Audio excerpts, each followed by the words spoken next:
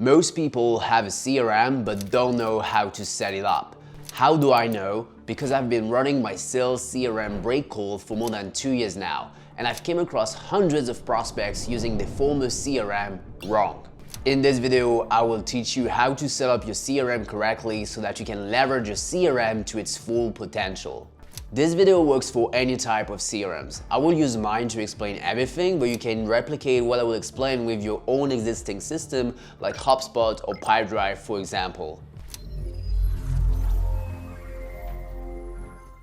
Alright guys, so this is the first problem that people have with the CRM setup, is having way too many CRM lists. Let me explain. Essentially, they're trying to make CRM lists for everything, but by doing that, they are overcomplicated the system.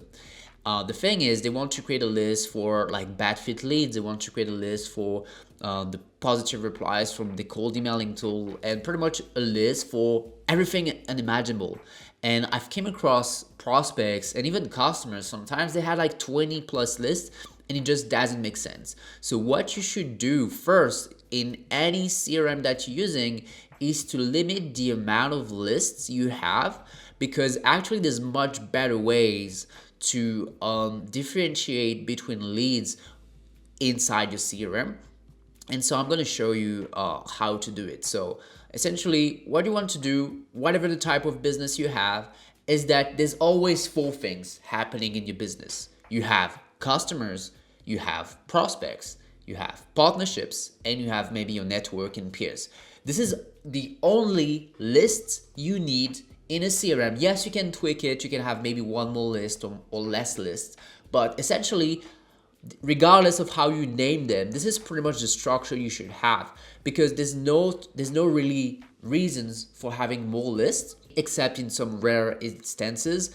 And so from there, within the list, you will have a dedicated customer journey for each list. So in your customers list, you will have a dedicated sales pipeline for the customers. So onboarding call, stage 1, check-in call, referral ask, maybe case study would be a 4th stage. Then for prospects, you will have a whole dedicated customer journey from call to LinkedIn advice to conversation started, ghosted, follow-up, discovery call, and you will use really the sales pipeline stages, so that by doing that, you will avoid to have way too many lists. And then people are asking me, fine, but like how do I differentiate between like startup leads or the size of the companies, etc. So first thing is, let's talk about the type of companies, because people, what they get wrong in a CRM is the tags. So there's multiple ways in how you can use tags in the CRM, but usually how people use tags is to differentiate between the type of companies. So typically, if you're serving different types of digital businesses, you will have like one tag that is agency, one tag that is scale up, one tag that is startup. But don't use tags for some stuff like meeting booked or like to follow up, because all those things should be used in the pipeline. So that should be a pipeline stage, like meeting booked, etc. So you really want to use tags only for one category of things. So if something that is very important for you is the type of companies, like just use tags for that. If something that is highly important for you is the size of the company, so 1 to 2, 1 to 10, 2 to 20, like use only this, but don't use too many tags as well, because essentially less is more. Like you have to minimize the number of lists and then maximize the number of sales pipeline stages. And for the tags, you need to only use one category of tags. If there are multiple things that matter for you, what you should use are custom fields. So if I open a lead right here, I see by default, I have a bunch of fields in the prospect. And so all those fields in any CRM, it's filterable. So if I go here, I can filter by custom attributes, aka custom fields, and I can pretty much filter super rapidly the leads and in other sections of the CRM.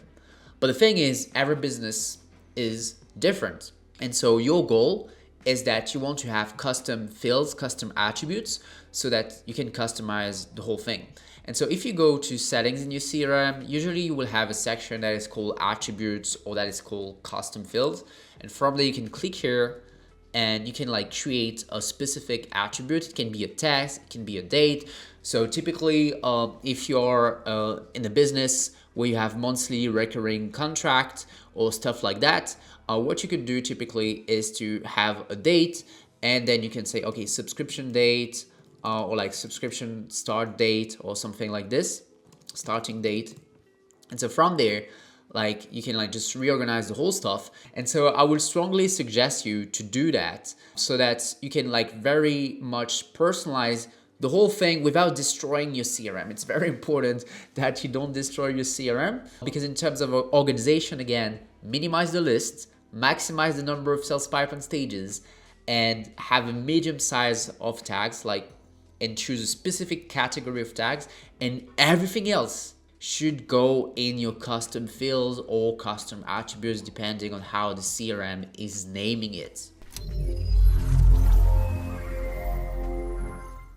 Alright, so the last thing that is important for your CRM setup are integrations. Like I just told you, like what is very important with a CRM is to understand your whole tech stack and to pick a CRM that integrates with as many tools as you're using. Because again, the CRM is the single source of truth, but if it doesn't integrate with your existing tech stack, it will be problematic.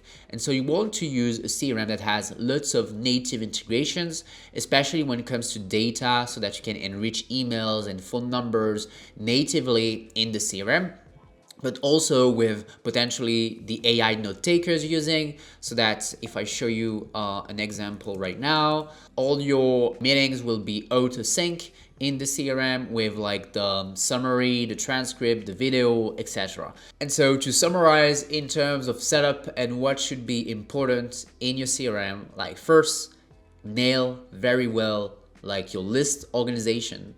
Then in the pipeline, organize the sales pipeline stages. Then work on your tags, pick one type of tags, like one category, type of companies, or for example, the size of the company. Then you should work on your custom fields. And finally, you have to think about your integrations. And if you do this, you will already be above 90% of people when it comes to using a CRM, because people have no clue on how they should be structuring the CRM. Alright guys, if you like this video, make sure to like and subscribe to that YouTube channel for more content like this. And check out this video on how to use your CRM correctly now that you know how to set it up correctly. Cheers!